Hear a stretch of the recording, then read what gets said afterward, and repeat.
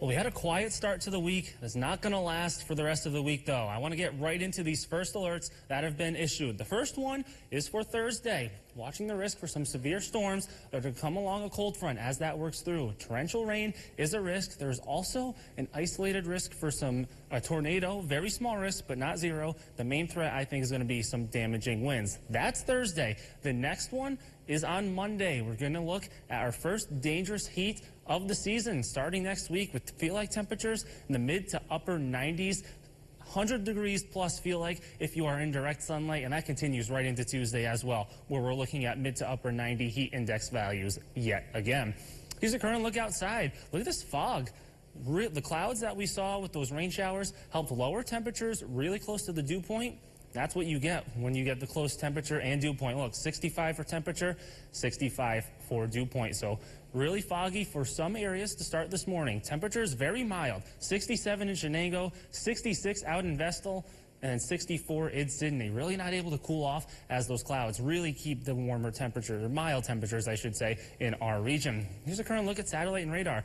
This is what we're looking at for Thursday. This system is going to work to the north and east through the Great Lakes. That's why we're watching the chance for some severe storms on Thursday. Showers we received overnight working east, beginning to work into New England.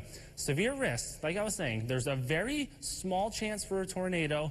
It's not zero, but very low.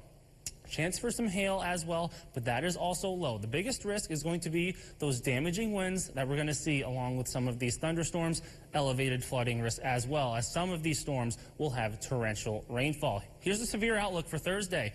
Areas along I-81 and east, they are under the slight 2 out of 5 risk, and areas towards the west, they are under the marginal risk, only 1 out of 5. Wind threat. Same thing, matches up very well with that previous graphic. The higher chance for some damaging winds along I-81 and east, with a lower chance off towards the west. Here's the future track. We remain cloudy to start the morning. Some more passing showers are possible. We will see some breaks in the sun as we work through the afternoon. Isolated shower or thunderstorm is possible as we work through this afternoon. Things remain partly cloudy overnight before we begin to see some more clearing skies starting Thursday, but then we have that severe threat we have to watch for. Here's that 7-day forecast. It's going to be very humid today and tomorrow. We're going to feel those dew points really creep up. They drop off after the cold front passes on Thursday, but the relief doesn't really last for long as we've got upper 80s and lower 90s temperatures with potential record-breaking temperatures to start next week as well. All right, thank you, Jordan. The time now is 5